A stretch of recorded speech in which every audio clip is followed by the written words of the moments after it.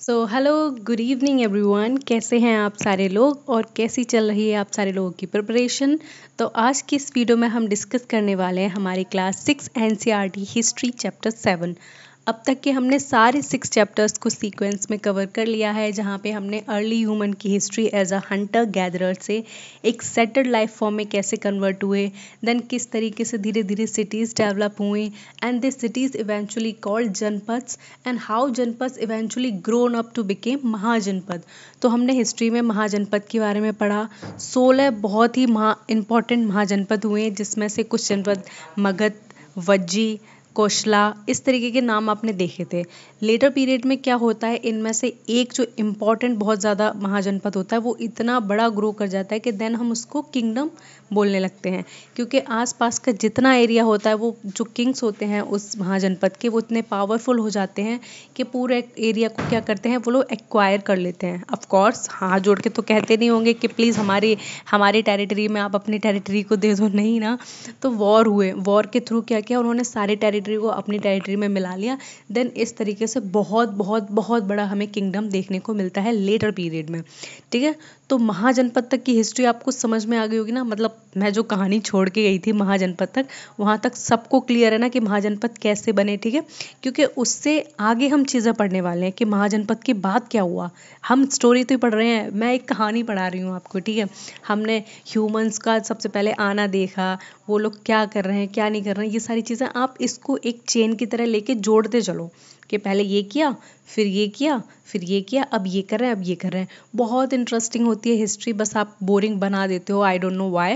लेकिन हम क्या करेंगे, इसको बहुत ही सिंपल तरीके से, बहुत ही डीप अंडरस्टैंडिंग के साथ सारी चीज़ें पढ़ेंगे। So let's begin our chapter. तो हम सबसे पहले अपने चैप्टर में इंट्रोडक्शन देखेंगे। Just a second, just let me take a pen from here. कौन सा, हाँ रेड कलर। सो देखो, मैंने महाजनपद के बारे में आपको अच्छे से बताया था, एक डिटेल स्टडी दी थी कि किस तरीके से इन सारे जनपद में अपने अपने किंग्स होते थे। ठीक है, एक ट्रेडिंग सिस्टम होता था, प्रॉपर सोसाइटी में लोग रहते थे, कॉमन पीपल थे, एलिट पीपल्स भी थे, किंग्स थे, उनकी आर्मी थी, लेकिन छोटी मोटी आर्मी थी, इतनी बड़ी आर्मी नहीं थी। जिस तरीके से आप अगर मूवीज़ देखते हो अभी के, या फिर आप किसी रीजन की हिस्ट्री पढ़ते हो जिसमें कबीले जैसे बोले जाते हैं कि ये हमारा कबीला है, वो आपका कबीला है, तो एक कबीले में कितनी पॉपुलेशन होती है, मुश्किल से 600-700 लोग रहते हैं। उनमें से 25-30 लोग क्या करते हैं, अपने आप को हेड घोषित कर देते हैं कि हम हेड हैं, हम सारी चीज़ देखेंगे, यहाँ पे सारी चीज़ अच्छी हो रही है कि नहीं हो रही है, या हमारे साथ कोई गलत दुर्व्यवहार तो नहीं कर रहा है, दूसरे कबीले के लोग आके हम पर कोई डोमिनेंस तो नहीं बिछाना चाह रहे हैं। ठीक है, तो इस तरह की चीज़ें हमें हिस्ट्री में देखने को मिली। उसी तरीके से ये सारे कबीले जब पॉपुलेशन ग्रो होती गई तो ये सारे कन्वर्ट हो गए जनपद में, और फिर इवेंचुअली दिस ऑल जनपद बिकेम लेटर महाजनपद। तो यहाँ तक की हिस्ट्री पढ़ ली थी। अब उन महाजनपद का क्या हुआ, क्या राजा उसमें कोई बहुत इंपॉर्टेंट आया, क्या कोई बहुत इंपॉर्टेंट लड़ाई हुई उन राजाओं के बीच में। ठीक है, तो वो सारी चीज़ें हम इस वीडियो में देखेंगे। सो स्टार्ट करते हैं। Ancient India saw small kingdoms growing into powerful empires. तो जब एंशियंट इंडिया ही पढ़ रहे हैं अभी हम लोग, ठीक है, हम लोग प्राचीन अपना इतिहास पढ़ रहे हैं जो बहुत बहुत बहुत पुराना है, तो उसमें हम देखते हैं कि कई सारे जो छोटे मोटे किंगडम्स थे वो बाद में जाके बहुत पावरफुल हो गए। मतलब इतने पावरफुल हो गए कि उन्होंने पूरे देश पे कब्जा कर लिया। ऐसा नहीं है कि इंडिया के कोई छोटे से हिस्से में रहे या इंडिया के कोई छोटे से स्टेट में रह गए, वहाँ से ही बोल दे रहे हैं हम उन्हें कि बहुत पावरफुल थे। नहीं, यहाँ पावरफुल का मतलब क्या है, पावरफुल का मतलब आप ऐसे समझिए, जो एम्परर अपनी टेरिटरी को, जस्ट अ मिनट,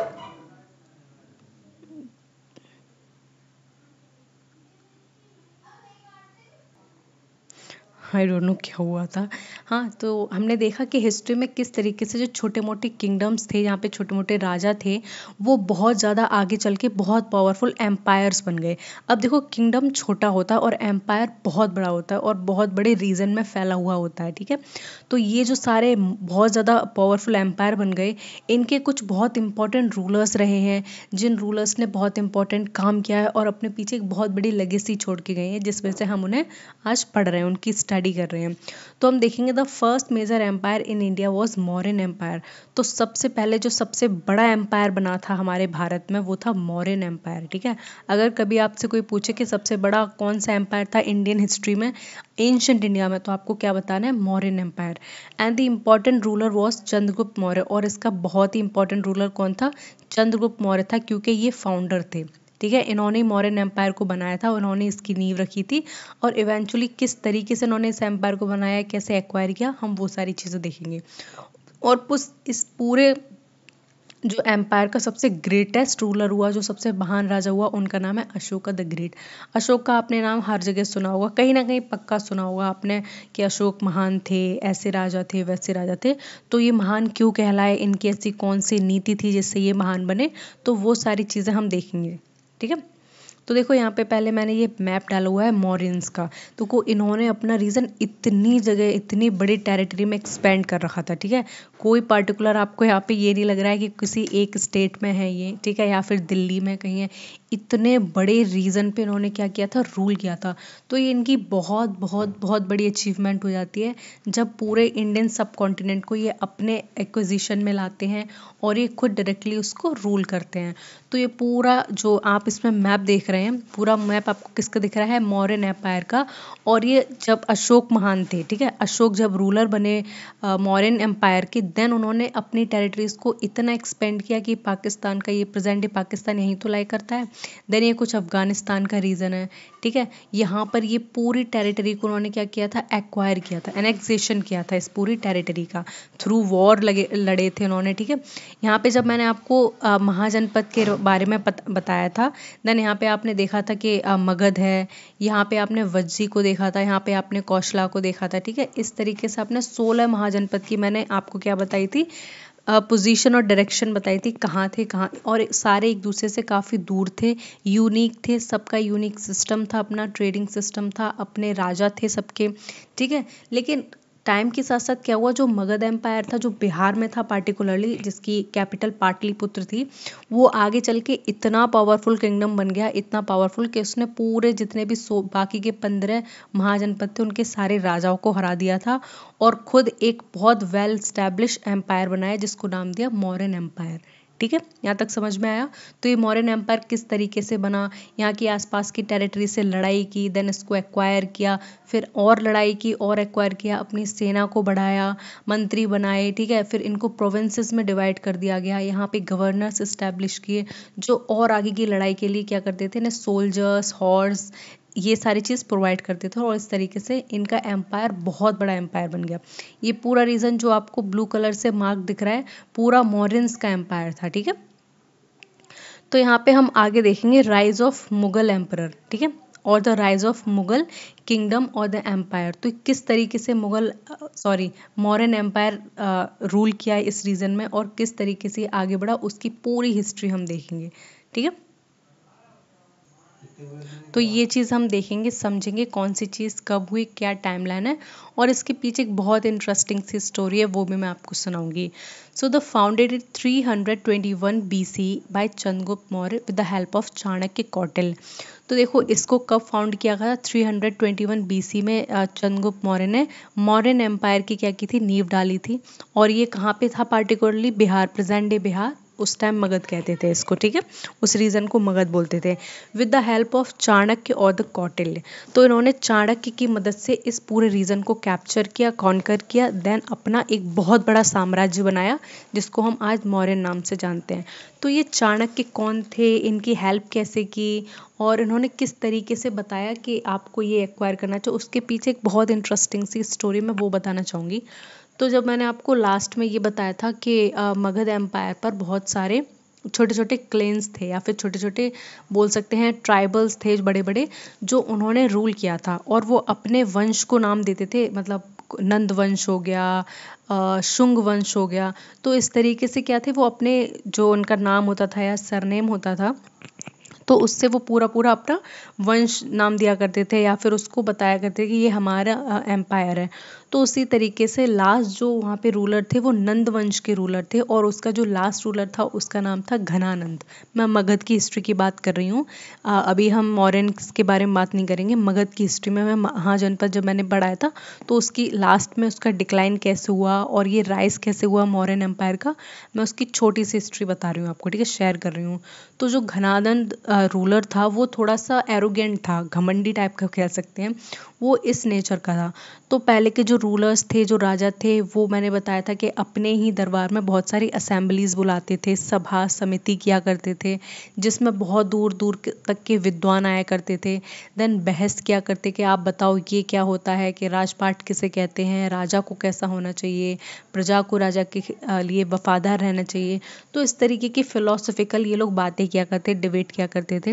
मैंने पिछली वीडियो में आपको याज्ञवल्क्य और गार्गी की बहुत ही ब्यूटीफुल सी मैंने कहानी बताई थी, किस तरीके से गार्गी याज्ञवल्क्य को हरा देती हैं इसी डिबेट में, और याज्ञवल्क्य उन्हें कितनी तेज चिल्लाकर भरी सभा में चुप करा देते हैं और उनसे बोलते हैं कि तुम बैठ जाओ वरना तुम्हारा सही नहीं होगा, ठीक है।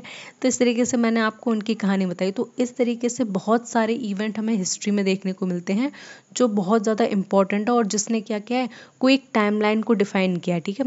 तो चंद्रगुप्त मौर्य ये चाणक्य से कैसे मिले, चाणक्य चंद्रगुप्त मौर्य से कैसे मिले, तो इसकी हिस्ट्री ये है कि घनानंद ने जब ऐसी एक सभा का आयोजन किया, वहाँ पे दूर दूर से अलग अलग प्रदेश से क्या हुए, विद्वान लोग आए, पंडित आए, पुरोहित आए, स्कॉलर्स जब उस टाइम के कहते थे, पार्टिकुलरली ये ब्राह्मण्स हुआ करते थे, क्योंकि वही टीचिंग्स को वही लोगों को पढ़ाते थे और उन्हें बहुत ज़्यादा ज्ञान था, ठीक है।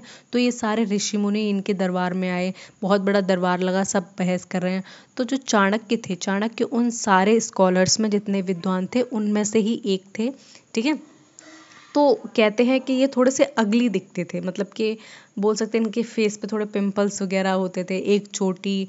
तो घनानंद ने इनका मजाक बनाया था पूरे दरबार में, मतलब कि बोला तुम कैसे दिखते हो, ये है वो है, और इनको बहुत ज़्यादा, जैसे खिल्ली बोलते हैं ना, किसी को मजाक बना देना, और सारे लोग ताली पीट पीट के हंस रहे हैं। तो एक ऐसी सिचुएशन क्रिएट हो गई थी, ठीक है। यहाँ पर इन्हें बहुत गुस्सा आया चाणक्य को, क्योंकि सबके सामने इनकी इतनी इंसल्ट हो गई, इतने सारे लोग हंस रहे थे, सारे दरबारी हंस रहे थे, जितने सोल्जर्स थे उस सभा में सब लोग इनके ऊपर हंस रहे थे, क्योंकि राजा ने इनको लेके जोक मारे हुए थे बहुत, ठीक है। लेकिन ये जो चाणक्य थे उनको गुस्सा बहुत आता था, वो बहुत गुस्सेल नेचर के, टेम्पर इनका बहुत हाई रहता था। देन उन्होंने भरे दरबार में घनानंद को ललकारा कि तुम जिस एम्पायर की, जिस गद्दी की बहुत ज़्यादा तुम घमंड करते हो, जिसकी शान में तुम रहते हो, मैं एक दिन तुम्हें इस गद्दी से नीचे उतार के रहूँगा। तो ये इस तरीके से बहुत ज़्यादा गुस्से में, उन्हें एक तरीके से श्राप होता है ना, वो देकर आ गए थे। फिर उसके बाद घनानंद बेशरम वो फिर भी हंसता रहा, उसने सोचा ये क्या ही कर लेंगे, मतलब ब्राह्मण्स के पास ना आर्मी होती थी उस टाइम, वो सिर्फ एक सिंपल टीचर होते थे, ना कोई आर्मी होती थी, ना कोई रूलर होता था, और वो जाएंगे तो कहाँ जाएंगे। तो इस तरीके के छोड़ के घनानंद ने भी नहीं क्या किया, इग्नोर कर दिया। और लेकिन इनने अपनी इंसल्ट को बहुत ज़्यादा पर्सनली ले लिया कि मेरी इंसल्ट कैसे कर दी, मुझे ऐसा कैसे बोल दिया। फिर उसके बाद क्या होता है, जब ये वापस आते हैं, ये बहुत विद्वान थे, मतलब इन्हें हर चीज़ का ज्ञान था, इन्हें इकोनॉमी का ज्ञान था, इन्हें मैथमेटिक्स का ज्ञान था, इन्हें दवाइयों का ज्ञान था, उस टाइम जो भी चीज़ें चलती थी इम्पोर्टेंट थी, इन्हें हर चीज़ का ज्ञान था। इन्हें युद्ध नीति का बहुत बड़ा ज्ञान था, बहुत बहुत मतलब बहुत अच्छे से जानते थे। फॉरेन अगर पॉलिसी की बात करें, जो present day India foreign policy follow करता है, तो इन्हीं की देन है। इन्हें ये बताते थे राजा को कि किस तरीके से हमें दूसरे राज्यों के साथ संबंध रखने चाहिए, अगर दूसरा राज्य प्यार से मान रहा है तो उसको प्यार से मनाना चाहिए, हमेशा दोस्ती करके रखनी चाहिए, और अगर प्यार से नहीं मानना है तो आपको युद्ध के लिए हमेशा उससे तैयार रहनी चाहिए। तो इस तरीके की बातें ये करते हैं, और आपने कहीं ना कहीं व्हाट्सएप पे, इंस्टाग्राम पे इनके कोई ना कोई कोट देखा ही होगा, ठीक है, क्योंकि बहुत ऐसी बातें करते हैं जो आप रिलेट कर सको चीज़ों को, ठीक है, कि मनुष्य बहुत स्वाभाविक है और स्वार्थी है, हमेशा अपने बारे में सोचता रहता है, तो वो इस तरीके की बातें करते हैं, और हमेशा मनुष्य को अपने आप को काबू करना चाहिए। तो ऐसे कई सारे स्टेटमेंट्स हैं जो आप प्रेजेंट डे अपने आप से क्या कर सकते हो, रिलेट कर सकते हो और इनसे समझ सकते हो। तो जो चंद्रगुप्त मौर्य थे वो घनानंद की आर्मी में सोल्जर के चीफ थे, समझ गए, कमांडर इन चीफ जिसे बोलते हैं, वो थे चंद्रगुप्त मौर्य। अब रिलेट कर पा रहे हो ना चीज़ों को। चाणक्य कौन थे, जिनकी घनानंद ने इंसल्ट की थी, और चंद्रगुप्त मौर्य कौन थे, घनानंद की आर्मी के चीफ थे, ठीक है। तो इवेंचुअली क्या होता है कि जो चाणक्य होते हैं वो चंद्रगुप्त मौर्य के पास जाते हैं, उन्हें समझाते हैं कि तुम्हारे अंदर इतना पोटेंशियल है, तुम कुछ भी कर सकते हो, तुम राजा बन सकते हो। तो इस तरीके उनके एम्बिशंस को बहुत हाई कर देते हैं, उनको बहुत ऊपर चढ़ा देते हैं कि तुम क्यों इस घरानंद के चक्कर में पड़े हुए हो, तुम अपना एम्पायर खड़ा करो, तुम खुद राजा बनो इस टेरिटरी के, तुम्हें किसी की ज़रूरत नहीं है, मैं तुम्हारी मदद करूंगा इस राजा को हटाने में, तुम ऐसे राज करोगे वैसे राज करोगे। तो एकदम जो चंद्रगुप्त मौर्य होते हैं एकदम फुलफिल हो जाते हैं एम्बिशन से। ऊपर से इनके पास आर्मी का पूरा चार्ज है, ठीक है, तो इन्हें लड़ाई लड़नी है आर्मी से, ये जो कहेंगे आर्मी वो करेगी। और ऊपर से जो चाणक्य ने नए नए ख्वाब दिखाए थे उसमें ये बह गए रातों रात। तो इस तरीके से फिर शुरू होती है लड़ाई। तो क्या होता है कि जो चंद्रगुप्त मौर्य होते हैं वो चाणक्य की बात मान लेते हैं, पूरे आर्मी को अपने अंडर कंट्रोल कर लेते हैं। देन उसके बाद एक बहुत बड़ी वॉर में घनानंद को हरा देते हैं, मार देते हैं उसको, और अपने आप को एम्परर डिक्लेयर कर देते हैं। तो यहाँ से होता है राइज ऑफ मौर्यन एम्पायर। तो उसके पीछे की हिस्ट्री तो कितनी इंपॉर्टेंट थी, ये कहानी बहुत ज़्यादा इंटरेस्टिंग थी, ठीक है। तो यहाँ इस तरीके से मौर्यन एम्पायर का उदय होता है, चंद्रगुप्त मौर्य इस तरीके से मगध की सीट पे बैठते हैं। एंड द कैपिटल पाटलिपुत्र, और इनकी जो कैपिटल होती है, कैपिटल सिटी कौन सी बनती है, पाटलिपुत्र। अब कैपिटल सिटी क्या होता है, कैपिटल सिटी वो होती है जहाँ पे राजा बैठते हैं, उनके मंत्री बैठते हैं, और वो डिस्कस करते हैं कि उनके राज्य में क्या चल रहा है, उन्होंने कौन से रीजन जीत लिए हैं, उन्हें अब कहाँ और लड़ाइयाँ करनी है, पड़ोस के राजा ने क्या बोला है, किस राजा से हमारी क्या संधि हुई है। जो इस तरीके की बातें होती थी राज्य में, तो कहाँ होती, कैपिटल में होती हैं। आज हमारी कैपिटल दिल्ली है, दिल्ली में इंपॉर्टेंट बिल्डिंग्स बनी हुई हैं। हमारी पूरी गवर्नमेंट दिल्ली में रह के हमारे लिए क्या बनाती है, रूल्स बनाती है। जो रूल्स आप फॉलो करते हो, जो नई नई स्कीम्स आती हैं, नए नए एक्ट आते हैं, वो सारे लोग कहीं पे तो बैठते होंगे, कहीं बैठ के बनाते होंगे। तो बिल्कुल बनाते हो सारे लोग दिल्ली में बैठते हैं, because Delhi is the capital of India, ठीक है। इसी तरीके से जो पाटलिपुत्र था, जिसे मॉडर्न डे पटना कहते हैं, ठीक है, बिहार का बहुत ही ज़्यादा इम्पोर्टेंट ये रीज़न है बोल सकती हूँ मैं, ठीक है। इसकी बहुत ज़्यादा इंपॉर्टेंस है, क्यों, गौतम बुद्ध आगे चल के इससे जुड़ेंगे, ठीक है। तो और पाटलिपुत्र बहुत बड़ी यूनिवर्सिटी वगैरह के लिए भी जानी जाती है, आगे चल के इसमें विक्रमशिला यूनिवर्सिटी बनेगी, ठीक है, नालंदा यूनिवर्सिटी भी देखने को यहाँ पे मिलेगी। And he extended empire across most of the India. तो जो चंद्रगुप्त मौर्य थे, उन्होंने अपने इस एम्पायर को बहुत आगे तक बढ़ाया, ठीक है, बहुत उनकी जो टेरिटरी जितनी थी उसको और स्ट्रेच किया, क्योंकि इनको गाइड करने वाले कौन थे, इनको चाणक्य गाइड करते थे कि अब आप ऐसे करो, अब आप वैसे करो, आपकी उस राजा से लड़ाई हो गई है तो वो वीक हो गया है, तो ऐसा करो, अब उसको ख़त्म ही कर दो। तो जो चंद्रगुप्त कौटिल्य का जो दिमाग था ना, वो बहुत ज़्यादा तेज़ दिमाग था उनको, मतलब उनकी बोल सकते हैं उनकी लेगेसी थी उस टाइम बहुत ज़्यादा, ठीक है। उन्हें चंद्रगुप्त मौर्य बहुत मानते थे, क्योंकि उन्हीं की वजह से वो राजा बने थे, और उन्होंने ही अपने पूरे लाइफ टाइम में चंद्रगुप्त मौर्य को गाइड किया कि अब आप ये करो, आप वो करो, अब वैसे करो। तो इस तरीके से उनके गाइडेंस से चंद्रगुप्त मौर्य ने अपने एम्पायर को बहुत आगे बढ़ा लिया। आसपास के सारे जितने छोटे मोटे राजा थे सबको मार मूर के उनको अपने अंडर कंट्रोल ले लिया था, उनकी अपनी टेरिटरी बढ़ा ली थी। फिर उस बड़े से रीजन पे उन्होंने और ज़्यादा अपने प्रोविंसेस बना लिए थे, जिसमें उन्होंने अपने ही मंत्रियों को अपॉइंट कर दिया था, क्योंकि एक राजा कैपिटल में बैठा है पटना में, तो उसको नहीं पता ना कि पाकिस्तान के तक्षशिला रीजन में क्या हो रहा है। तो वहाँ के लिए उसने अलग मंत्री वगैरह बनाए थे, जो उन्हें एनुअल रिपोर्ट्स दिया करते थे कि राजा जी यहाँ ये हो रहा है, वो हो रहा है। तो इस तरीके से चीज़ें वहाँ पे वर्क करती थी। एंड ही यूज्ड अर्थशास्त्र। देखो, कौटिल्य की बहुत ही इंपॉर्टेंट एक बुक है जिसका नाम है अर्थशास्त्र। तो ये बुक इतनी इंपॉर्टेंट है कि कौटिल्य को हमेशा अर्थशास्त्र से क्या किया जाता है, एसोसिएट किया जाता है। तो जो अर्थशास्त्र है वो कौटिल्य की ही एक बहुत ही इम्पॉर्टेंट बुक है, जो किसके बारे में है, पॉलिटिक्स एंड एडमिनिस्ट्रेशन के बारे में। अगर आपको कभी अर्थशास्त्र पढ़ने का मौका मिले तो आप कौटिल्य की अर्थशास्त्र बिल्कुल पढ़ें, ठीक है। उसमें उन्होंने बताया है कि किस तरीके से राज्य को चलाना चाहिए, राज्य में कौन कौन से मुख्यमंत्री होने चाहिए, गुप्तचर होने चाहिए। यहाँ पे स्पाइस की हम बात करते हैं, गुप्तचर के भी गुप्तचर होने चाहिए, इस तरीके की बातें सब अर्थशास्त्र में लिखी हुई हैं, ठीक है। एंड द एडमिनिस्ट्रेशन, नगर कैसा होना चाहिए, राज्य में प्रजा कैसी होनी चाहिए, प्रजा हमेशा क्या करे, राजा का पालन करे, राजा की बात माने और राजा के कहे अनुसार चले। तो इस तरीके की सारी बातें ये इन्होंने कोडिफाई की हैं एक बुक में जिसका नाम है अर्थशास्त्र। ये वन लाइन क्वेश्चन में आ सकता है ये कि अर्थशास्त्र किसने लिखी है, तो आपको पता होनी चाहिए कि अर्थशास्त्र कौटिल्य ने लिखी है, ठीक है। ये जो छोटे छोटे पॉइंट्स हैं ये हमेशा याद रखा करो। इस पूरी जो क्लास है मैंने इस पूरी पीपीटी में ना इंपॉर्टेंट चीज़ें डाली हैं। इसमें मैंने कोई फालतू की चीज़ें ऐड नहीं की हैं और ना फालतू का कोई क्रिएट किया है कि ये भी डाल दो वो भी डाल दो। जो हेल्पफुल चीज़ें हैं जो इंपॉर्टेंट मेन की पॉइंट्स हैं बस वही डाले हुए हैं। देन रेस्ट ऑफ द चीज़ें मैं आपको खुद बोल के बताती हूँ। जिस तरीके से मैंने आपको भी पूरी कहानी बताई वो मैंने यहाँ पे नहीं डाली है, बिल्कुल इर्रिलेवेंस है। ठीक है, आपने वो सुनी समझी बस ख़त्म। उस कहानी को नहीं पूछा जाएगा, बस ये पूछा जाएगा कि जो चंद्रगुप्त मौर्य थे उनको मौर्यन एम्पायर इस्टेब्लिश करने में किसने हेल्प की। तो आपको पता है चाणक्य ने हेल्प की।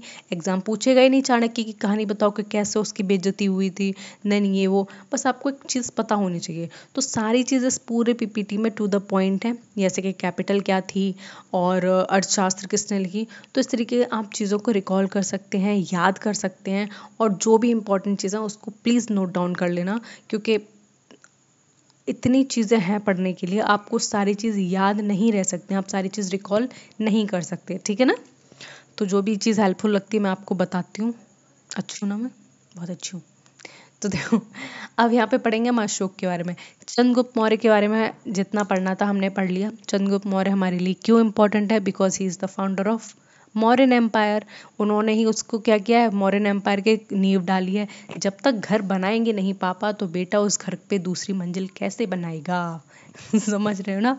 तो इसी तरीके से फिर उनके बाद उनका ग्रैंड सन आता है अशोक। आप कहोगे अच्छा ग्रैंड सन आया तो उनके बेटे ने क्या किया, उनके बेटे ने भी काम किया लेकिन वो इतना ज़्यादा इम्पोर्टेंट नहीं है। ठीक है, उनने कोई मेजर ऐसा काम नहीं किया जो हम उनके काम को यहाँ डिस्कस करें। ठीक है, लेकिन हाँ ऐसा नहीं था कि उन्होंने अपने पापा का साम्राज्य डुबो दिया, नहीं।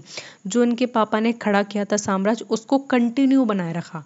एफिशिएंट की बात छोड़ दो आप, और ना उन्होंने कोई मेजर लड़ाई लड़ी, ना कोई बहुत मेजर कोई युद्ध हारे। ठीक है, क्योंकि सबसे बड़ा एम्पायर ही यही था, कोई नज़र मिलाने की भी हिम्मत नहीं रखता था उस टाइम। तो ठीक है, तो उसके बाद लेकिन जो अशोक आए उन वो महान क्यों कहलाए और उन्होंने ऐसे क्या काम किया अपने राज्य में जिसके नाम से आज भी उन्हें लोग जानते हैं। आज भी इनकी इम्पोर्टेंस इतनी है कि इनके कुछ कुछ चीज़ें जो उन्होंने बनाई थी जिनको हम पिलर एडिक्ट्स कहते हैं वो आज भी दिल्ली के राष्ट्रपति भवन में रखे हुए हैं। और कुछ चीज़ें ऐसी हैं इंपॉर्टेंट जो आप कहोगे अच्छा ये चीज़ यहाँ से आई है, तो वो हम आगे देखेंगे, वो थोड़ा सस्पेंस है, बाद में बताऊंगी। So he was the grandson of Chandragupta Maurya. तो ये चंद्रगुप्त मौर्य के कौन थे, पोते थे, मतलब चंद्रगुप्त मौर्य इनके दादाजी थे। And expanded empire further covering most of the India. और इन्होंने भाई जो बची खुची कसर थी वो भी पूरी कर दी। मतलब उन्होंने पूरा एम्पायर जीत लिया, पूरे इंडिया को कॉन्कर कर दिया। अगर उनके पापा ने छोटा सा गांव भी छोड़ दिया होगा ना दादाजी ने, तो उन्होंने उस गांव को भी जीत लिया। ऐसी कोई जगह रहने ही नहीं दी जिसको उन्होंने ना जीता हो। देख रहे हो, ये होता है जोश। And known as one of the greatest ruler in the Indian और द वर्ल्ड हिस्ट्री।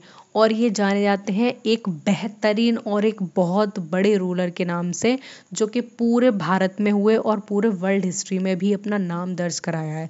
ठीक है, हम महान राजा को किस प्रकार जानते हैं इतिहास में, ऐसे जानते हैं कि उसका रीज़न बहुत बड़ा था, उसने बहुत बड़ी टेरिटरी को एक्वायर किया था, इन सारी चीज़ों से हम जानते हैं।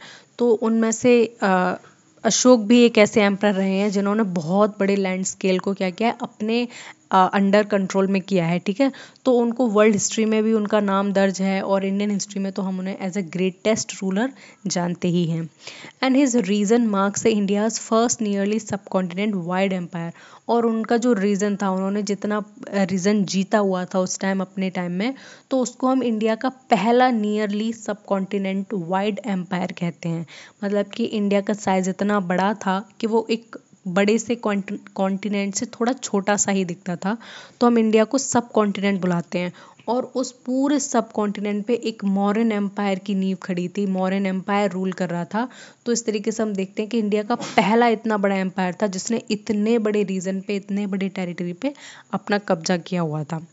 ठीक है, तो अशोक के बारे में यहाँ पे हमने थोड़ी सी चीज़ डिस्कस की है। अब देखो हम आगे देखेंगे the Kalinga war. Kalinga war बहुत ज़्यादा इंपॉर्टेंट हो जाता है क्योंकि इसके बाद से चीज़ें बिल्कुल पलट जाती हैं अशोक की लाइफ में। तो अशोक अपनी पूरी ज़िंदगी में बहुत सारे युद्ध करते हैं, बहुत सारे लोगों को मारते हैं, बहुत सारे वॉर जीतते हैं, राजाओं को मारते हैं, ठीक है। फिर क्या होता है कि 261 बीसी में ये एक वॉर लड़ते हैं कलिंग। कलिंग एक जगह है उड़ीसा में, ठीक है, जैसे मॉडर्न डे उड़ीसा में, लेकिन उस टाइम हम उसे कलिंग कहते थे, ठीक है।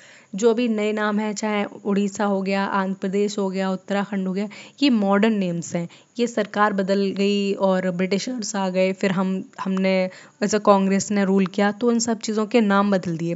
पहले इनके नाम बहुत डिफरेंट हुआ, जैसे पाटलिपुत्र को हमने अब पटना कर दिया है, ठीक है। और उस टाइम मध्य प्रांत होता था जिसको मध्य प्रदेश कर दिया है। तो ये बहुत सारी चीज़ें हैं जो हमने क्या किया, चेंज की हैं। उसी तरीके से हम देखेंगे जो कलिंग था वो क्या है, मॉडर्न डे उड़ीसा में आता है। आपको पता होगा मैप में उड़ीसा कहाँ पे आता है, ठीक है। तो यहाँ पे मैं छोटा सा मैप ड्रॉ कर दे रही हूँ ताकि आपको उसकी थोड़ी सी अंडरस्टैंडिंग हो जाए कि आखिर ये आता गया है। तो ये मैंने रीजन बना दिया, ठीक है। ये रीजन है उड़ीसा का, समझ में आ गया ना। ये टेरिटरी मैंने पूरी पूरी उड़ीसा की बनाई है। तो इसको क्या कहते थे, एंशियंट टाइम में इसको कलिंग के नाम से जानते थे।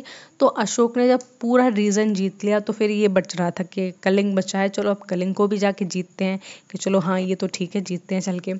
And he fought against the kingdom of Kalinga and the war causes massive destruction, thousands killing.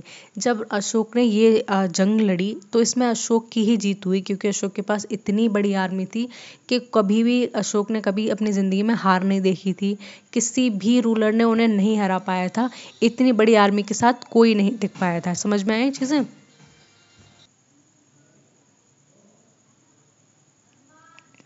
तो यहाँ पे क्या होता है कि जब ये युद्ध शुरू होता है तो उसके बाद यहाँ जो लड़ाई होती है वो इतनी भीषण लड़ाई होती है, मतलब भयानक लड़ाई होती है। इसमें हजारों लोगों को मारा जाता है। अशोक की सेना इतनी बड़ी होती है कि कलिंग जो प्रदेश होता है उसको पूरी तरीके से लूट लेती है। वहाँ पे जितने भी सोल्जर्स होते हैं, जो भी किंग होता है, जो भी मिनिस्टर्स होते हैं, ये सब उनका कत्ल कर देते हैं, सबको मार देते हैं बुरी तरीके से। तो इन सब के बाद जब अशोक युद्ध रुक जाता है, अशोक खड़े होते हैं एक जगह पे, तो ये देखते हैं लाशों के ढेर पड़े हुए हैं उनके सामने। किसी का हाथ कटा है, किसी की आंख निकली हुई है, किसी का पैर कटा है, किसी का पेट फटा हुआ है। और इसके बाद क्या होता है कि वहाँ पे जो महल था या नगर था, वहाँ से जो औरत और बच्चे थे वो रो रहे थे बुरी तरीके से। मतलब सब बॉडी के पास आ गए थे, क्योंकि युद्ध रुक जाता है। जब युद्ध रुक जाता है, विराम हो जाता है, तो उनकी फैमिलीज वगैरह ऐसे मिल लेती थी, ठीक है। तो उसमें देखा उन्होंने कि बहुत ज़्यादा लोग मारे गए हैं बुरी तरीके से, और लोग औरतें हैं रो रही हैं, चिल्ला रही हैं बुरी तरीके से। तो ये सब देख के अशोक एकदम से बहुत विचलित हो जाते हैं, मतलब परेशान हो जाते हैं। उनका मन एकदम से स्टक कर जाता है कि ये क्या कर दिया, ये क्या हो गया। इसके पहले उन्होंने काफ़ी सारी लड़ाई देखी थी, लेकिन कभी ऐसा उनकी लाइफ में नहीं हुआ। लेकिन जब उन्होंने कलिंग की लड़ाई देखी और कलिंग की लड़ाई जब जीती तो अशोक एकदम से बहुत अंदर से झकझोर दिया गई ये लड़ाई उनको, कि ये मैंने क्या देख लिया, मेरी आंखों ने ये चीज़ें, ये नज़ारा क्या देखा। ये हज़ारों लाश मेरे आगे पड़ी हैं, ये थोड़ी देर पहले मुझसे लड़ रहे थे ये सारे लोग, मैंने मार दिया इन्हें, ये ख़त्म हो गए। और इन सब से मुझे मिला क्या, थोड़ी सी और ज़मीन। जो पहले से ही मेरे पास इतनी ज़मीन थी, मैं वहाँ पे तो रह सकता था अपनी पूरी ज़िंदगी बिना इन्हें मारे, लेकिन मैंने इन्हें खुद मारा और अपने हाथ खून से रंग लिए। तो इस तरीके की बातें अचानक से अशोक के दिमाग में पता नहीं कहाँ से आई, वो बहुत ज़्यादा इम्पैक्ट कर गई, ठीक है। उन्हें गहराई तक छू गई, उनका दिल रो पड़ा ये सारी चीज़ें देख के। And he gave up power and accepted Buddhism. उसी दिन उन्होंने कसम खा ली कि वो अपनी पूरी ज़िंदगी में अब कभी वॉर नहीं करेंगे, कोई लड़ाई नहीं करेंगे, और वो किसी को अपने हाथ से कभी भी नहीं मारेंगे। उन्होंने उस वॉर के बाद इतनी बड़ी कसम खा ली और उसके बाद उन्होंने बुद्धिज़्म को अपना लिया, मतलब गौतम बुद्ध के मार्ग पे चले गए। गौतम बुद्ध के बारे में, जैन धर्म के बारे में मैंने आपको पहले ही बता दिया है। प्लीज़ ये मत कह देना कि मुझे नहीं पता बुद्धिज़्म क्या होता है या गौतम बुद्ध कौन थे। उनकी टीचिंग्स को आपको पता होनी चाहिए, उनकी इम्पोर्टेंस पता होनी चाहिए। वो गौतम बुद्ध बने कैसे, एक राजा का बेटा आगे चल के सन्यासी बना और पूरी दुनिया में उसने अपना नाम कमाया, वो सब चीज़ आपको पढ़नी चाहिए, ठीक है। तो वो क्लास भी बहुत इंपॉर्टेंट है, प्लीज़ उस क्लास को देखना और अच्छे से पढ़ना, ठीक है। तो देखो इस चीज़ के बाद क्या हुआ, मतलब अशोक इतने विचलित हो गए कि मैंने ये क्या कर दिया, मतलब लोगों को मार दिया, मुझे इन सब से क्या मिल गया, इस तरीके के सवाल जब इनके मन में आए तो कहते हैं कि कई रातों तक सो ही नहीं पाए, इतने ज़्यादा ये परेशान रहे इन सारे दृश्यों से कि रात में जब ये सोते थे तो सपनों में भी उन्हें लाश दिखाई देती थी, सपने में भी रोने चिल्लाने की चीज़ें दिखाई देती थी और इनका दिल बहुत ज़्यादा आहत हो गया था इस चीज़ में। तो उसके बाद जब उन्होंने कसम खा ली कि चाहे कुछ भी हो जाए, चाहे कोई भी आ जाए, मैं कभी जीवन में अब युद्ध नहीं करूँगा, मैं सिर्फ और सिर्फ अब बुद्ध की राह पे चलूँगा और मेरे जीवन में लड़ाई तलवार खून खराबा कुछ नहीं है, ठीक है। तो अशोक ने फिर उसके बाद बुद्धिज़्म को अपनाया, गौतम बुद्ध को सुना, उनकी टीचिंग्स के बारे में सुना। तो फिर अशोक ने अपने नगर में, अपने पूरे राज्य में अशोका धम्म नीति चलाई। अब ये धम्म नीति क्या है, तो इंस्पायर्ड बाय बुद्धिस्ट प्रिंसिपल, ये जो इनकी धम्म नीति थी वो बुद्धिस्ट प्रिंसिपल से बहुत ज़्यादा इंस्पायर्ड थी, ठीक है। इस नीति में क्या, नीति का मतलब क्या होता है, पॉलिसी, ठीक है। पॉलिसी किसे कहते हैं, अगर आज आप बोलते हो कि इंडिया में एक पॉलिसी है, क्या पॉलिसी है कि आप अगर बिना हेलमेट के गाड़ी चलाओगे तो आप पे फाइन लगेगा, ठीक है, चार्जेस लगेंगे, तो ये पॉलिसी है ना इंडिया की, कि हाँ बिल्कुल है, रूल्स कह सकते हैं जिस तरीके से।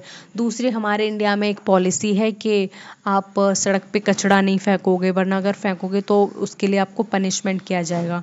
तो ये सारी चीज़ें थी, लेकिन जो अशोक की धम्म नीति थी वो सिर्फ बात करती थी नॉन वायलेंस पे, कि हमें कभी भी लाइफ में चाहे कुछ भी हो जाए हिंसा नहीं करनी चाहिए, कभी किसी को मारना नहीं चाहिए, कभी किसी वीक को परेशान नहीं करनी चाहिए, इस तरीके की बातें अशोक कहने लगे।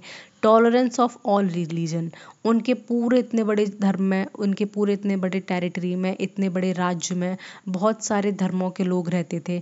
चाहे उस टाइम हिंदू धर्म बहुत ज़्यादा परम सीमा पर था, बहुत लोग हिंदुज़म में थे, ठीक है, हिंदू धर्म को फॉलो करने वाले थे, साथ में जैन धर्म को फॉलो करने वाले थे, इधर बौद्ध धर्म को फॉलो करने वाले थे, चारवाक फिलॉसफी के अलग थे। तो इस तरीके से बहुत अलग अलग विचित्र सोच को लेके आते थे लोग। तो ये कहते थे जो जो कर रहा है उसको करने दो, जो जिस भगवान को मान रहा है उसको माने दो, एक टॉलरेंस की फीलिंग रखो for all the religion across the country. तो ये चीज़ इन्होंने बोली, ठीक है। एंड रेस्पेक्ट फॉर एल्डर्स, और हमेशा बड़ों का सम्मान करो, जो आपके बुजुर्ग हो गए हैं उनका ख्याल रखो, ठीक है, उन्हें अकेला मत छोड़ो। And the kindness to servants, और जो आपके सर्वेंट्स हैं, आपके जो नौकर हैं, उनके प्रति कैसा व्यवहार रखो, सहनशीलता का व्यवहार रखो, उनको परेशान मत करो। अगर वो आपके घर पे नौकर हैं तो ऐसा नहीं है कि आप उन पर बहुत ज़्यादा जानबूझकर काम ले रहे हो और उन्हें हर तरीके से क्या कर रहे हो, परेशान कर रहे हो। तो ये सारे कुछ की पॉइंट्स थे जिनको अशोक ने अपने राज्य में रहने वाले लोगों से रिक्वेस्ट की थी कि आपको ये सारे काम नहीं करने चाहिए। And the welfare of people and animal, और वो वेलफेयर की बात करते हैं लोगों की और साथ साथ जानवरों की, कि हमें एक दूसरे की मदद करनी चाहिए, एक दूसरे का दुख में सहारा बनना चाहिए, अगर किसी के घर खाना नहीं है तो आपको उसे खाना देना चाहिए, अपना एक्ट ऑफ काइंडनेस दिखानी चाहिए उसको। तो इस तरीके की कई सारी बातें कौन करते हैं, अशोक करते हैं अपने लोगों से।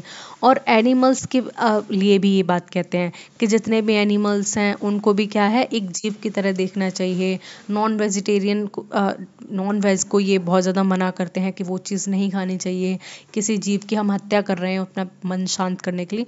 तो जितनी भी अच्छी अच्छी प्यारी प्यारी बातें हैं, अशोक अपने पूरे जितना भी टेरिटरी है, अपने पूरे साम्राज्य में ये सारी चीज़ों को क्या करते हैं, फैलाते हैं। और ये किसके थ्रू फैलाते हैं, तो ये फैलाते हैं पिलर्स के थ्रू। अब यहाँ पे जो मैंने आपको पिक्चर डाली है, यहाँ पे ये देखो, ये एक पिलर है, ठीक है। यहाँ पे ये ना हर चीज़ को एक साइन देना चाहते हैं। उन्होंने कुछ कुछ पिलर्स पे गौतम बुद्ध की बहुत सारी मूर्तियाँ बनवाई हैं और उसके थ्रू लोगों को मैसेज दिया है कि गौतम बुद्ध कहना क्या चाह रहे हैं, गौतम बुद्ध की पॉलिसी क्या है। गौतम बुद्ध कहते हैं कि अष्टांगिक मार्ग पर चलो, मध्यम मार्ग पर चलो। तो इस तरीके की काफ़ी सारी चीज़ें हमें देखने को मिलती हैं अशोक के रीजन में। जिस तरीके से आप देखते हो प्रेजेंट डे जो राम बारात निकलती है आपके रीजन में, या काली बारात निकलती है, उसी तरीके से सेम ये जो चीज़ थी वो अशोक के टेरिटरी में होती थी। अशोक जिस जगह पे राज करते थे, अशोक वहाँ पे इस तरीके से रथ यात्रा निकाला करते थे, जिसमें जो आज आप देखते हो बहुत सारे भगवान वगैरह बने होते हैं, लेकिन उस टाइम वो सारे पिलर्स एडिक्ट होते थे, उन सब में एक मैसेज होता था कि गौतम बुद्ध क्या कहते हैं, गौतम बुद्ध ये कहते हैं। तो डिपिक्शन होता था, ड्रामा करते थे लोग उस टाइम। ड्रामा का मतलब वो बताते कि गौतम बुद्ध ये कहते हैं, गौतम बुद्ध वो कहते हैं। कोई किसी को मारता हुआ दिखाए जाते थे उस बारात में, कोई किसी को मार रहा है तो दूसरा उससे आग्रह कर रहा है कि इस बेचारे को मत मारो, ये वीक है। तो इस तरीके से अशोक ने अपने पूरे राज्य के लोगों को ये समझाने की कोशिश की कि किस तरीके से बौद्ध धर्म सबसे महान है और बुद्धा की टीचिंग्स में चलो। ठीक है, तो यहाँ पे अशोक की धम्म नीति सबको समझ में आ गई होगी, किस तरीके से उनका बहुत ज़्यादा इन्फ्लुएंस पड़ा बौद्ध धर्म पे। अब हम देख लेंगे अशोका के एडमिनिस्ट्रेशन के बारे में, उनका एडमिनिस्ट्रेशन कैसा था, कैसी पॉलिसी थी, कैसी पॉलिटी थी उनकी।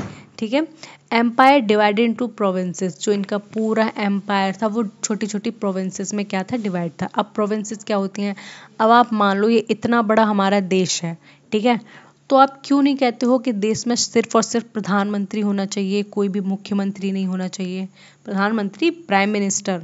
ठीक है, आप क्यों नहीं कहते हो कि सिर्फ दिल्ली में सरकार बैठे और वो पूरे देश को चलाए आराम से। डू यू रियली थिंक कि दिल्ली में बैठे प्रधानमंत्री को पता होगा कि आपके घर में पानी नहीं आ रहा है? बताओ, सोच के बताओ। आपको लगता है दिल्ली में बैठे आपके गृह मंत्री को पता होगा कि आपकी भैंस किसी ने चुरा ली है? क्योंकि वो तो पूरे देश के हैं, वो तो 140 करोड़ आबादी के प्रधानमंत्री हैं, तो आपको हाँ उन्हें पता होना चाहिए। Do you really think being a human being आपको इतनी सब चीज़ें पता होंगी, और वो भी तब जब इंडिया इतना बड़ा है, जोग्राफिकली 7th लार्जेस्ट कंट्री के लिस्ट में आता है। ठीक है, तो फिर क्या है, हमने for the convenience of our administration हमने इस पूरे इंडिया को 28 स्टेट्स में डिवाइड कर दिया है। ठीक है, सारे स्टेट्स का अपनी अपनी टेरिटरी है। कैसे है सबको पता है, देखो ये गुजरात है, मैं आपको देखते रहना अच्छे से, ये गुजरात बना दिया है हमने, ये राजस्थान है, उसके ऊपर ये पंजाब, देन हरियाणा, यहाँ पे दिल्ली, यहाँ पे हिमाचल प्रदेश है, उसके बाद उत्तराखंड है, यहाँ पे क्या है यूपी है, इधर बिहार है, यहाँ मध्य प्रदेश है, ठीक है, यहाँ पे उड़ीसा है, यहाँ पे झारखंड है, यहाँ छत्तीसगढ़ है। हाँ हाँ, मुझे पूरा मैप आता है। तो देखो यहाँ पे क्या है, ये सारे स्टेट्स बनाए गए, कुछ 28 स्टेट्स बनाए गए हैं, और हर स्टेट में एक अपना सीएम है।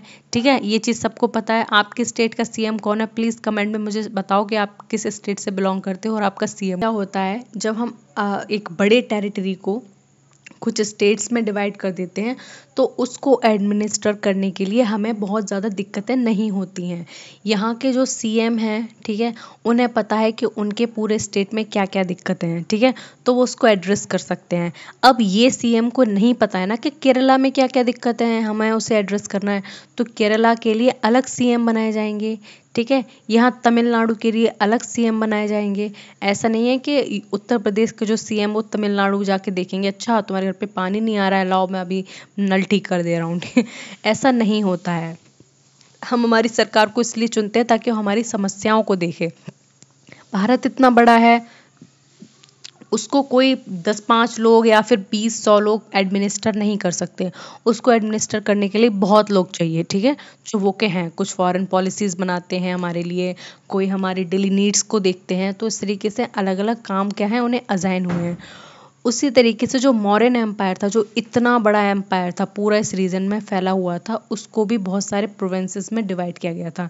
आप मॉडर्न स्टेट्स देख लो और उन्हें प्रोविंसेस से क्या करो, कंपेयर करो, तो सेम बात है। ठीक है, स्टेट्स को ही यहाँ क्या बोला गया है, प्रोविंसेस बोला गया है। ठीक है, जिसे प्रांत कहते हैं। तो एक ये बना दिया इन्होंने प्रोविंस, एक प्रोविंस ये बना दिया, दूसरा प्रोविंस उन्होंने ये बना दिया, और यहाँ पे बना दिया। फिर इन सारे प्रोविंसेस को देखने के लिए कोई हेड भी होना चाहिए। राजा तो जा नहीं पाएगा पाटलिपुत्र से हर जगह कि चलो आज मेरा मन किया तो हम पाकिस्तान के बलूचिस्तान वाले रीजन में घूम के आते हैं, पता लगे वो यहाँ पे अपनी रथ से पहुँच पा रहा है, तब तक पाटलिपुत्र पर किसी और ने हमला कर दिया। ठीक है, तो इस तरीके की चीज़ों को अवॉइड करने के लिए यहाँ पे क्या होते थे, इन प्रोविंसेस पे एक हेड होता था जिसको हम गवर्नर कहते हैं। And the governor was appointed by the king. ठीक है, तो जो किंग होता था वो इन सारे गवर्नर्स को अपॉइंट करता था। ठीक है। और ये गवर्नर यहाँ के इन सारे प्रोविंसेस के हेड होते थे और पूरा एडमिनिस्ट्रेशन ये देखते थे। इनके साथ साथ मिनिस्टर्स भी होते थे और सारे लोग भी होते थे इनके काम करने के लिए। And the efficient system of tax collection, तो इसमें क्या होता था, दूसरा एक एफिशिएंट सिस्टम होता था जिससे ये लोगों से टैक्स कलेक्ट किया करते थे, चाहे वो कैटल्स के फॉर्म में हो, चाहे वो एनिमल प्रोड्यूस के फॉर्म में हो, या फिर मनी के फॉर्म में हो, कॉइन्स वगैरह तब चलने लगे थे। तो इन सारे फॉर्म में ये लोगों से टैक्स कलेक्ट किया करते थे। स्पाइस एंड ऑफिशियल्स, और इन सारे इनके जो प्रांत थे, प्रोविंसेस थे, इनमें स्पाइस भी होते थे। स्पाई क्या होते हैं, गुप्तचर कहते हैं, जो छुप के लोगों की नज़र करते हैं, नज़र देखते हैं, जो छुप के लोगों पे नज़र रखते हैं। ठीक है, जैसे कि हमारी अभी भी आप इंडिया में देखते हो रॉ एक एजेंसी है, वो ये काम करती है कि बड़े बड़े हमारे जितने भी ऑफिसर्स हैं वो कहीं दुश्मन देश से मिलकर कुछ गलत काम तो नहीं कर रहे हैं, तो इसलिए वो क्या करते हैं, नज़र रखते हैं। ठीक है, हमारी गवर्नमेंट ही उसको अपॉइंट करती है।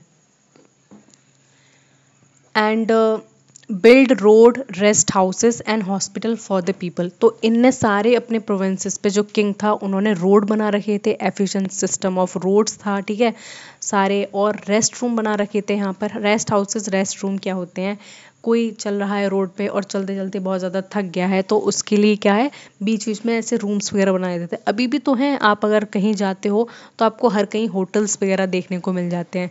तो ये उस टाइम के होटल्स होते थे। ठीक है, राजा होटल्स बनवाता था ताकि राहगीर आएंगे बेचारे, थक जाएंगे, तो उनके लिए पानी, खाना, ये सारी चीज़ें। तो रेस्ट हाउसेस का इन्होंने बहुत अच्छा इंतज़ाम किया था अपने पूरे राज्य में। And hospital for the people, और उन्होंने कई सारे लोगों के लिए हॉस्पिटल्स बिल्ड किए थे। यहाँ पे लोग बहुत मरीज हुआ करते थे, दवाइयाँ और सारी चीज़ों के लिए उन्होंने हॉस्पिटल्स बनाए हुए थे अपने राज्य में। इतने अच्छे राजा थे। तो इन्हीं सारे कामों से चल के आगे अशोक को महान कहलाया। महान कोई सिर्फ इसलिए नहीं बन जाता है कि वो अपने नाम के आगे महान लगा ले कि आज से हम अशोक द महान है। महान बनने के लिए महान काम भी करने पड़ते हैं। अब अशोक ने इतने महान महान काम किए हैं तो इसलिए उनको अशोक द महान कहते हैं। ठीक है, स्प्रेड बुद्धिज़्म आउटसाइड इंडिया, और इन्होंने क्या किया, अपने राज्य में तो बुद्धिज़्म को इतना फैलाया। ठीक है, चाहे वो पिलर्स के थ्रू हो गया, इंस्क्रिप्शन के थ्रू हो गया, चाहे लोगों को ओरली बताया, इन्होंने अपने पूरे राज्य में बुद्धिज़्म को फैलाया। उसके बाद उन्होंने अपने राज्य से बाहर, जैसे श्रीलंका, नेपाल, अफ़गानिस्तान, इन सारे रीजन में भी बुद्धिज़्म को फैलाया। अब यहाँ कैसे इन्होंने फैलाया, इनके जो खुद के पर्सनल लोग होते थे, ठीक है, उन्हें ये पास पड़ोस के देश में भेजते थे। फिर वो लोग वहाँ जाके बताया करते थे कि हमारे गौतम बुद्ध ये कहते हैं, गौतम बुद्ध के मार्ग पे चलो। इस तरीके से पूरी दुनिया में बुद्धिज़्म फैल गया। इन्होंने श्रीलंका में पर्सनली अपनी बेटी और दामाद को भेजा था कि वो वहाँ पर जाएं और जाके किसका प्रचार करें, बुद्ध का प्रचार करें, बुद्धिज़्म का प्रचार करें। तो आप अगर प्रेजेंट देखोगे, जो चाइना है और ये लाओस, कंबोडिया, वियतनाम वाला रीजन है, यहाँ पे बुद्ध को मानने वाले बहुत ज़्यादा लोग हैं। इतना समझ लो कि इंडिया में बुद्धिज़्म का इमर्जेंस हुआ, इंडिया में लोगों को पता नहीं क्या हो गया है, सब लोग बुद्धिज़्म को छोड़ते चले जा रहे हैं और अलग ऊट पटांग चीज़ों में लगे हुए हैं। लेकिन जिस कंट्री ने बुद्धिज़्म का इमर्जेंस कराया वही उसको, उसकी लेगेसी को भूलती जा रही है और बाकी के सारे देश उसको अपना रहे हैं। आज अगर इंडिया किसी चीज़ से जाना जाता है तो देन उसको प्राउड करने की बात है कि it is also called as the land of Buddha. ठीक है, तो यहाँ पे जो चाइना हो गया, लाओस, कंबोडिया हो गया, यहाँ पे आप अगर कभी विजिट करो, ठीक है, नेपाल भी जाओ इनफैक्ट, तो वहाँ बहुत बड़ी बड़ी मूर्तियाँ आपको बुद्ध की देखने को मिलेंगी। और आपको रोड पे मॉन्क्स देखने को मिल जाएंगे, जो छोटे छोटे बच्चे होते हैं, ठीक है, जो इन मोनास्ट्रीज़ में, जिन्हें बिहार कहते हैं, उनमें पढ़ाई करते हैं। ठीक है, उसकी टीचिंग्स को फॉलो करते हैं, अपने आप को एनरोल कराते हैं। तो नॉर्मली आपको देखने को मिल जाएंगे। इंडिया में तो आप भूल जाओ कि आप ऐसी कोई चीज़ देख सकते हो या फिर ऐसे बच्चे भी देख सकते हो। ठीक है, तो ये सारी चीज़ें हैं और इस तरीके से बहुत बड़ा कंट्रीब्यूशन हो जाता है बुद्धिज़्म को फैलाने में। किसका? अशोक का, क्योंकि अशोक ने बहुत आगे आगे तक लोगों को भेजा था। खुद भी डिप्लोमेट्स से मिलते थे, उन्हें बुलाते थे, फिर एक सभा का आयोजन करते थे। उस सभा में बताया करते थे कि हमारे देश में बुद्ध हुए, हमारे देश में बुद्ध ने ये हमें सिखाया, बुद्ध ने वो सिखाया। तो लोग इस तरीके से बहुत ज़्यादा इंस्पायर हो जाते थे और फिर उनसे बातें किया करते थे। ठीक है, आपको हिस्ट्री में एक कैरेक्टर आएगा आगे जिसका नाम है वेन सांग। ठीक है, ये चाइना से आए हुए थे। एक जैसे होते हैं ना कुछ एडवेंचरस लोग होते हैं जिनको मज़ा आता है कि चलो आज हम इस नाव में बैठ के चलते हैं और हम ना फ़न करेंगे। अगर हमें नई कंट्री मिल गई तो हम वहाँ सेटल हो जाएंगे, और नई कंट्री नहीं मिली तो कोई बात नहीं, कहीं तो पहुँच ही जाएंगे। इस तरीके की देखने को मिलती है। तो जब वेनसांग इंडिया में आए और वो उस तरीके से जब इंडिया में घूमे, पूरा देखा उन्होंने, हिंदुज़म को देखा, उन्होंने जैनिज़्म को देखा, बुद्धिज़्म को देखा, तो जो वेनसांग थे वो इतने ज़्यादा इन्फ्लुएंस हो गए बुद्धिज़्म से, इतने ज़्यादा कि अपने साथ वो बहुत सारी चीज़ें ले गए थे यहाँ से वो बहुत किताबें ले गए थे बुद्ध की, ठीक है, और बुद्ध की बहुत सारी मूर्ति ले गए थे, और उनके बहुत सारे पिलर्स जो अशोक ने अपने राज्य में पिलर्स बनवाए थे, कहते हैं कि बहुत सारे पिलर्स वेनसांग अपने साथ ले गए थे। लेकिन एक एक घटना घटी उनके साथ, कहते हैं कि जब वो नाव से वापस जा रहे थे अपने देश में, तो समुद्र में बहुत बड़ा तूफान आया, एकदम से इतना बड़ा तूफान आया कि वहाँ पे जितने लोग थे उन्होंने अपने सामान को समुद्र में फेंकना शुरू कर दिया, ताकि बोट का जो वेट है वो हल्का रहे और बोट डूबे ना। तो इसी वजह से बहुत बेकार हुआ उनके साथ। उन्होंने भी अपने बहुत सारे जो पिलर्स एडिक्ट थे वो समुद्र में फेंक दिए, और बहुत सारी बुक्स वगैरह हैं वो भी समुद्र में फेंक दिए। तो जब आर्कियोलॉजी आगे चल के बहुत डेवलप हुई 21st सेंचुरी में, 20th सेंचुरी में, तो हमें कई सारे सबूत ऐसे देखने को मिलते हैं जिसमें हमें अंडर वाटर, जब हमने आर्कियोलॉजी की है तो उसमें ये बुद्ध के एडिक्ट्स हमें मिले हैं, जो कि अशोका के एडिक्ट्स थे, अशोका के एम्पायर में थे, जो कहीं पे एक्सपोर्ट किए जा रहे थे, और इवेंचुअली वो नहीं पहुंच पाए उस जगह पे जहां उन्हें जाना था, वहां नहीं जा पाए, और वो समुद्र में से हमें मिले हैं। तो यहाँ पे हम अचीवमेंट्स की बात करेंगे कि मौर्यन एम्पायर ने क्या अचीव किया अपनी पूरी हिस्ट्री में, उनका क्यों नाम दर्ज है और क्या हम उनके बारे में आज सोचते हैं, समझते हैं। It was the first large empire in India, तो ये तो सबने देख लिया, ठीक है, एंशिएंट इंडिया का सबसे पहला और सबसे बड़ा एम्पायर था। And the efficient administration and strong army, उनका इतना एफिशिएंट एडमिनिस्ट्रेशन था, प्रोविंसेस थे, प्रॉपर गवर्नर्स थे, मिनिस्टर्स थे, स्पाई थे उनके एडमिनिस्ट्रेशन में, तो बहुत ज़्यादा एफिशिएंट हम चीज़ों को देखने को मिलती हैं। रोड्स की बात कर लो, आप पब्लिक बिल्डिंग्स की बात कर लो, और भी चीज़ें थी जो कि बहुत बढ़िया थी। एंड द स्ट्रॉन्ग आर्मी, और एक बहुत ही बेहतरीन और बहुत बड़ी और स्ट्रॉन्ग आर्मी थी किसके पास, मौर्यंस के पास, जिसमें अशोका के पास तो बहुत बहुत ज़्यादा बड़ी आर्मी थी। अशोका ने अपनी पूरी ज़िंदगी में कोई लड़ाई नहीं हारी, वो हमेशा हर लड़ाई को जीतते थे। बाद में उनको अगर किसी ने हराया तो उनको उनके मन ने हरा दिया, जो कि कलिंग वॉर के बाद पूरी तरीके से बदल चुका था।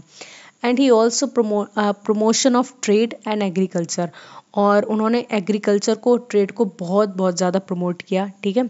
उनके जो ट्रेड होता था तो वो डिफरेंट नेशन से होता था, अफ़गानिस्तान से, ईरान से, इस तरीके से उनका ट्रेड होता था। और जो ट्रेडर्स थे वो जब दूसरे देश में जाते थे तो वो भी बुद्धिज़्म के बारे में वहाँ स्प्रेड करते थे चीज़ें। देखो, उन्होंने लोगों के दिमाग में इस तरीके से एनग्रेव कर दिया था बुद्धिज़्म को, कि जो ट्रेडर्स थे या फिर जो ऐसी ट्रैवलर्स थे जो दूसरे देश में जाके विजिट करते थे, तो वो बुद्ध के बारे में ज़रूर बताते थे वहाँ पे। तब लोग बहुत ज़्यादा इन्फ्लुएंस होते थे, अच्छा आपके यहाँ बुद्ध, गौतम बुद्ध ये कहते हैं, फिर वो अपने आप को कन्वर्ट कर लिया करते थे। तो ये बहुत बड़ी अचीवमेंट देखने को हमें मिलती है। और एग्रीकल्चर को बहुत ज़्यादा इन्होंने प्रमोट किया, क्योंकि ये वेजिटेरियन थे, वेजिटेरियन होने पर ही ये बहुत ज़्यादा फोकस करते थे, क्योंकि इनका मानना था कि हर जीव में जान होती है, हर इंसान में जब जान होती है उन्हें दर्द होता है, तो उनको भी बहुत ज़्यादा दर्द होता है, उसे मत खाओ पियो, ऐसी बातें ही करते हैं अच्छी अच्छी। And spread of Buddhism across Asia, और उन्होंने पूरे एशिया में क्या किया, बुद्धिज़्म को फैलाया है, ठीक है। आप कहीं भी गूगल कर लेना, ऐसे कोई कंट्री नहीं है जो क्या करे, बुद्धिज़्म के बारे में ना जानती हो, और पूरी दुनिया में आपको बुद्धिज़्म के फॉलोअर्स देखने को मिल जाएंगे। And also the contribution to art and architecture, और आपने कॉन्ट्रीब्यूशन देख लिया इनका आर्ट में, कि किस तरीके से उन्होंने आर्ट को फैलाया। और आर्किटेक्चर, आर्किटेक्चर क्या होता है, जब जब आप चीज़ें बनाते हो, ठीक है, कोई स्ट्रक्चर बनाया, घर बनाया, मकान बनाया, उसमें कुछ भी काम किया अच्छा सा, ये सब आर्किटेक्चर का पार्ट है, ठीक है। तो आर्किटेक्चर में उन्होंने क्या बनाया, पिलर्स बनाए। इन पिलर्स में क्या करते थे, देखो पिलर्स ऐसे होते थे इनके, ये पिलर्स बना दिया पूरा, ये पिलर खड़े हैं, इसमें बुद्धा की सारी टीचिंग्स लिखी हैं कि हमें हमेशा सदैव सत्य बोलना चाहिए, संन्यास ग्रहण करना चाहिए, ये दुखों का संसार है और दुखों से निपटने का एक ही मात्र तरीका है अष्टांगिक मार्ग। तो इस तरीके की सारी जो बातें होती थी वो इन पत्थरों पे ये लिखवा कर नगर में रखवा देते, नगर के कोने कोने में, बीच बीच में, हर जगह अपने पूरे एम्पायर में उन्होंने इस तरीके के पिलर्स रखाए थे जिसमें बुद्धा की टीचिंग लिखी हुई थी, ठीक है। और इन्हीं को और हम स्तूपास भी कहते हैं। तो यहाँ तक आई होप सब कुछ समझ में आ गया होगा। चैप्टर बहुत ज़्यादा इंटरेस्टिंग है। डिक्लाइन ऑफ मौर्यन एम्पायर, यहाँ से हम डिक्लाइन पढ़ेंगे कि इतना बड़ा मौर्यन एम्पायर आखिर ख़त्म कैसे हो गया। हर चीज़ का अंत हो जाता है, हर बड़े से बड़े एम्पायर का अंत हुआ है, तो ऑफ कोर्स जो मौर्यंस है उनका भी अंत हो गया था एक टाइम के बाद। After Ashoka death in 232 BC empire weaken, तो अशोका की जब मौत हो गई 232 BC में, उसके बाद जो उनका एम्पायर था वो बहुत ज़्यादा कमज़ोर हो गया। कैसे कमज़ोर हो गया? जो प्रोविंसेस थे, जो उनके गवर्नर्स थे, वो अपने आप को ही राजा मानने लगे, ठीक है, वो इतने स्ट्रांग हो गए। जब असली राजा की डेथ हो गई तो उनको भी चांस मिल गया कि अब हम भी राजा बन सकते हैं, क्योंकि हिस्ट्री में आप देखोगे हर कोई एम्बिशियस है, हर कोई राजा बनना चाहता है। हिस्ट्री में आप अगर, जब मैं आपको दिल्ली सल्तनत के बारे में पढ़ाऊंगी तब मैं आपको बताऊंगी गुलाम की हिस्ट्री। जो लोग गुलाम होते थे उनके अंदर भी इतना एम्बिशंस होता था कि हम भी राजा बन जाए। सोचो तुम गुलाम हो, तुम्हें गुलामों के मार्केट से खरीद के लाए हैं, और उनकी इतनी आकांक्षा रहती थी कि हम राजा बनेंगे, और ऐसा होता था। बहुत सारे आपको एग्जाम्पल मैं देखने बताऊंगी कि किस तरीके से जो गुलाम होते हैं, जिनका कोई नहीं होता था, वो भी आगे चल के बहुत बड़े एम्पायर के राजा बने हैं, ठीक है। And the successors were weak and the empire fragmented, जो इनके सक्सेसर थे, मतलब कि जो अशोका के बाद जितने भी किंग्स आए, एम्परर आए, वो बहुत ज़्यादा कमज़ोर थे, वीक थे, क्योंकि उन्हें इतना बड़ा एम्पायर मिल गया था, तो वो सोचते थे अरे हमें अब क्या जीतना, अब तो मौज मस्ती करो। तो इस मौज मस्ती के चक्कर में उन्होंने पूरा एम्पायर डुबा दिया, और आगे चल के जो उनका पूरा एम्पायर था वो फ्रेगमेंट हो गया, ठीक है, फ्रेगमेंटेशन हो गया। इसका मतलब है छोटे छोटे टुकड़ों में बट गया, अपने अपने राजा फिर से होने लगे। जो प्रोविंसेस थे उसमें जो गवर्नर्स थे उन्होंने खुद डिक्लेयर कर दिया आज से हम राजा हैं, ये राजा हैं। तो इस तरीके से मुगल एम्पायर पूरी तरीके से क्या हुआ, डिक्लाइन हो गया। And by 185 BC Mauryan empire ended, और 185 BC तक मौर्यन एम्पायर पूरी तरीके से ख़त्म हो गया, उसके नामो निशान मिट गए। अगर कोई स्ट्रांग रूलर होता तो शायद वो कुछ साल और आगे चल सकता था। लेगेसी देखेंगे, ये हमारे पीछे क्या लेगेसी छोड़ के जाता है, इतना बड़ा एम्पायर, इतनी बड़ी important. Known as Ashoka the great for his policies of peace and tolerance, जो अशोका हैं वो हमेशा किस लिए जाने जाते हैं, पीस के लिए जाने जाते हैं। पीस तो उन्होंने बाद में अपनाई थी, कहते हैं उससे पहले तो उन्होंने बहुत सारे उन्होंने वॉर किए, ठीक है। अशोक के बारे में एक बहुत ही, मैं बोलूँगी वैसा क्रिटिक एक स्टेटमेंट आता है कि जब अशोक राजा बने थे तो उन्होंने अपने 99 भाइयों का कत्ल किया था। एक उन पे एक तरीके से एक धब्बा लगता है इस चीज़ का। हिस्टोरियंस ने इसको कंफर्म नहीं किया है, लेकिन कुछ हिस्टोरियंस ऐसी बात करते हैं कि अशोक को हम महान नहीं मान सकते, क्योंकि अशोक ने राजगद्दी लेने के चक्कर में अपने 99 भाइयों का वध कर दिया था। किसी को धोखे से मारा, किसी को चालाकी से मारा, इस तरीके की बातें करते हैं। पर्सपेक्टिव है हिस्टोरियन का, उसके कोई एकदम क्लू नहीं है एकदम एक्यूरेट जिसको हम माने, बट हाँ एक चीज़ थी जो मैंने आपसे शेयर की है। And he is known as peace and tolerance, वो हमेशा किस लिए जाने जाते हैं, पीस और टॉलरेंस के लिए जाने जाते हैं। एंड अशोका चक्र is on the Indian national flag, तो आप हमारा अगर भारत का राष्ट्रीय ध्वज देखेंगे तो इसमें जो आपको बीच में ये दिखता है पहिया सा, वो कुछ और नहीं है, वो अशोक का ही चक्र है, ठीक है।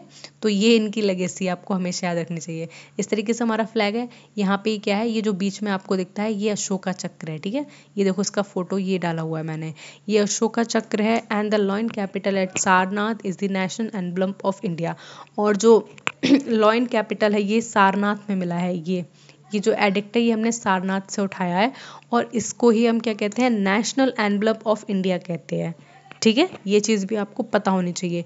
Remember as a ruler who turn war into peace, और वो हमेशा इसलिए जाने जाते हैं अशोका क्योंकि वो एकमात्र राजा ऐसे हुए हैं जिन्होंने क्या किया, जिन्होंने लड़ाई को शांति में बदल दिया।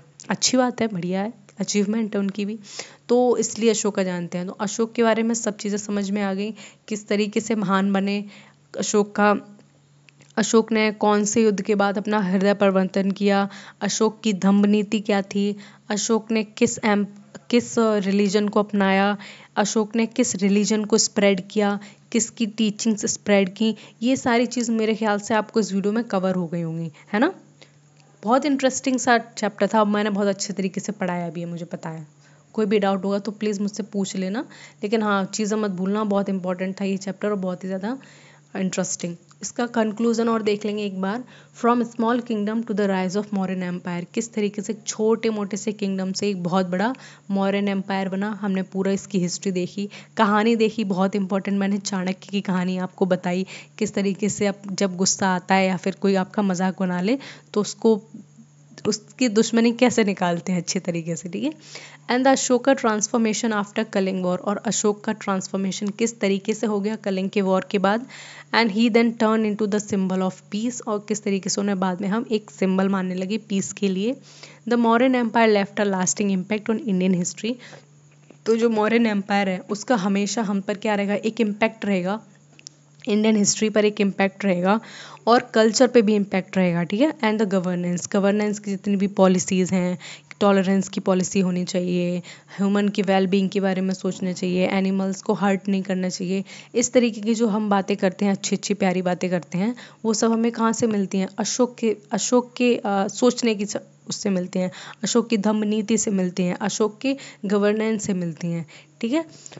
तो आई होप सारे लोगों को ये पूरा चैप्टर समझ में आ गया होगा, क्योंकि इसमें कोई भी ऐसे टेक्निकल चीज़ें नहीं थी जो आपको रटनी हो या फिर जो आपको बहुत ज़्यादा समझ में नहीं आई हो, ठीक है। बहुत सिंपल सा चैप्टर था, ब्यूटीफुल तरीके से मैंने आपको पढ़ा दिया है। एंड आई होप आप सबको ये चैप्टर समझ में आया होगा। स्टिल अगर आपको कोई भी डाउट है, कोई भी क्वेरी है इससे related, then please mention in the comment section. और तब तक पढ़ाई कीजिए, अपना ख्याल रखिए, टेक केयर, बाय बाय।